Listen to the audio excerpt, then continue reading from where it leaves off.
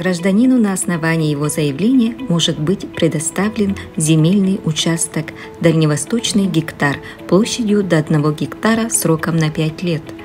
Если вы уже получили гектар, вам необходимо в течение года выбрать вид разрешенного использования участка и направить в уполномоченный орган уведомление о выборе вида разрешенного использования участка.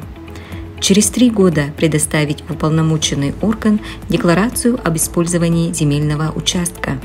Через 5 лет подать заявление на предоставление участка в собственность или долгосрочную аренду.